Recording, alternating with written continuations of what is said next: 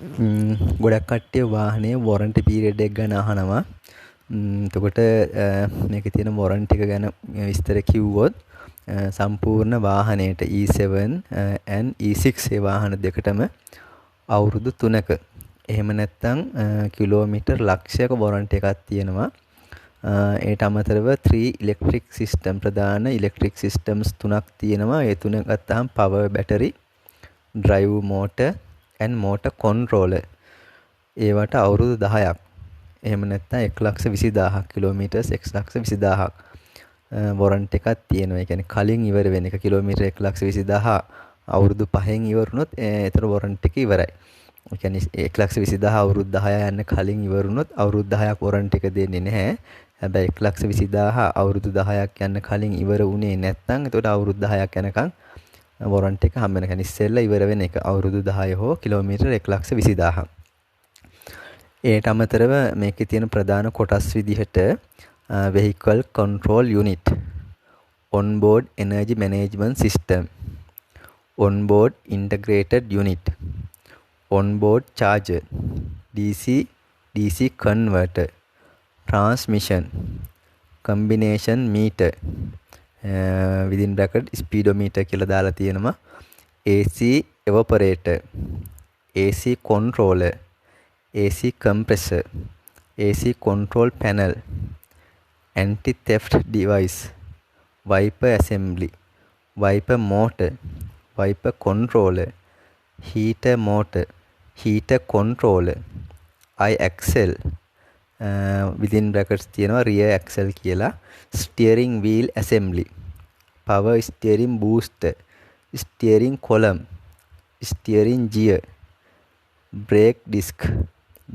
brake drum, ABS system, tire pressure monitoring, vacuum brake hose, hydraulic brake hose, instrument panel, all lock assemblies, combination lights, power distribution unit.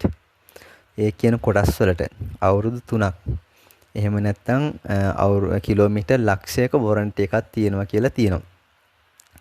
ඒට අමතරව wear prone components, ඒ කියන්නේ ගෙවෙන්න පුළුවන් දේවල්, ගෙවෙන දේවල් වලින් ගත්තාම brake pads, brake shoes, tires, remote control batteries, bulb, wiper blades, fuse and standard relays.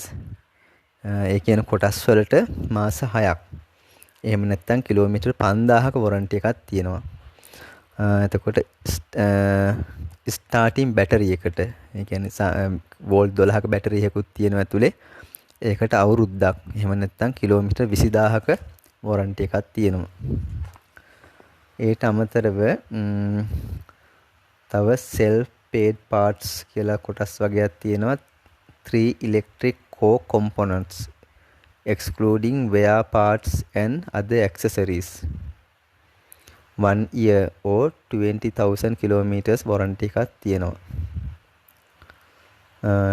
ඒ විස්තර ටික තමයි මේ කට්ටිය දෙන බුක් එකේ warranty periods විදිහට දාලා තියෙන්නේ. warranty period එක start වෙනවා the warranty period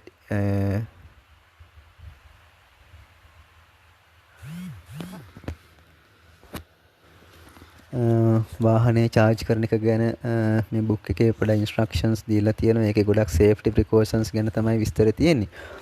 ඒකේ කියලා තියෙනවා හැබැයි වාහනේ 100ට 10ට වඩා charge එක බැස්සට පස්සේ වාහනේ ඒ කියන්නේ drive කරන්න එපා කියලා. මොකද ඒක බැටරි එකට හොඳ නැහැ කියලා.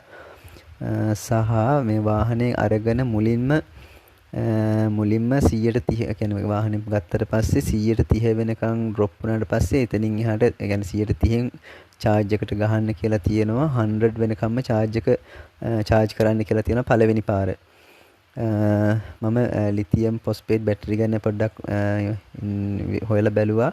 සාමාන්‍යයෙන් lithium phosphate batteries වල කියන්නේ extremes වල බැටරි එක තියාගන්න හොඳ නැහැ කියලා. ඒ කියන්නේ 120ට වඩා discharge වෙලා තියාගන්න, කියන්නේ percentage එක 120ට වඩා අඩුවෙන් තියන්නත් හොඳ නැහැ. percentage එක 180ට වඩා වැඩිපුර තියන්නත් හොඳ නැහැ. ඒතකොට වැඩි කාලයක් 120යි 180යි අතර තමයි වාහනේ charge එක තියාගන්න අවශ්‍ය වෙන්නේ. මොකද බැටරි එකේ ලයිෆ් ස්පෑන් එක එතකොට ඒකෙන් වැඩි කරගන්න පුළුවන්. එතකොට සාමාන්‍යයෙන් 120 වගේ වෙනකොට charge එකට කනෙක්ට් කරලා 180ක් විතර වෙනකොට ඩිස්කනෙක්ට් කරන එක තමයි ඇඩ්වයිස් කරලා තියෙන්නේ. හැබැයි විටින් විට 100% වෙනකන් සතියකට සැරයක් වගේ charge කරන්න කියලා කියනවා. මොකද බැටරි එක charge කරන එක BMS කියලා ඩිවයිස් එකක් තියෙනවා. ඒකෙන් තමයි බැටරි එක charge කරන එක control කරන්නේ. ඒක අපි හැම වෙලේම මේ 120 80 අතර දිගටම තියාගන්න ගත්තාම බැටරි percentage එක ගැන track එක නැති වෙනවා BMS එකට. ඒතකොට සමහර වෙලාවට බැටරි percentage charge එක තියෙනවා වගේ පෙන්නලා එකපාරට charge එක drop වෙනවා වගේ ඒ කියන්නේ පෙන්වන්න පුළුවන්. එහෙම ප්‍රශ්නයක් වෙන්න පුළුවන් හින්දා සාමාන්‍යයෙන් සතියකට සැරයක් විතර 100 වෙනකන් charge කරන්න කියලා කියනවා. ඒට අමතරව ගත්තාම හැම වෙලේම නිතරම try කරන්න ඕනේ 120යි 180යි අතර බැටරි charge එක maintain කරගන්න. අනිත් එක තමයි මේ වාහනේ charge කරනකොට අර heart problems තියෙන කට්ටියට pacemakers දාපු අයට වාහනේ charge කරන වෙලාවේ වැඩි වෙලාවක් වාහනේ ඇතුළ ඉන්න හොඳ නැහැ. ඒක pacemaker එකට affect වෙන්න පුළුවන්. එතකොට heart එකේ problems එන්න පුළුවන්. එතකොට ගැස්මේ heart beat එකේ ප්‍රශ්න එන්න පුළුවන්. එකක් mention කරලා තියෙනවා පොතේ. ඒතකොට එහෙනම් pacemaker එකක් දාපු එක්කෙනෙක් ඉන්නවා නම් charge කරන වෙලාවේ වාහනේ ඇතුලේ ඉන්න එපා. සහ මේ charge එකට connect කරන්න කලින් වාහනේ තෙමිලා තියෙනවා නම් ඒ charge එක connect කරන port එක ළඟ ඒකේ අර cover එක අරින්න කලින් එතන ඒ හරිය හොඳට මේ කියන්නේ තෙත පිහදලා ඩ්‍රයි කරලා තමයි කරන්න කියලා තියෙන්නේ. සහ කනෙක්ට් කරන charger එකේ ඒකත් වතුර තියෙන්න හොඳ නැහැ කියලා තියෙන. ඒතර short circuit වෙන්න පුළුවන් risk එකක් තියෙනවා කියලා. එතකොට ඒව ටික බලන්න. සහ මේ charge එක disconnect කරන්න කලින් power එකෙන් disconnect කරලා තමයි වාහනේ disconnect කරන්න කියලා advice කරලා තියෙන්නේ. කියන්නේ වාහනෙන් unplug කරලා ඉවරලා පස්සේ power එක off කරනවට වඩා power එක off කරලා ඉවර වෙලා වාහනෙන් unplug කරන්න කියන එක තමයි මේක mention කරලා තියෙන්නේ.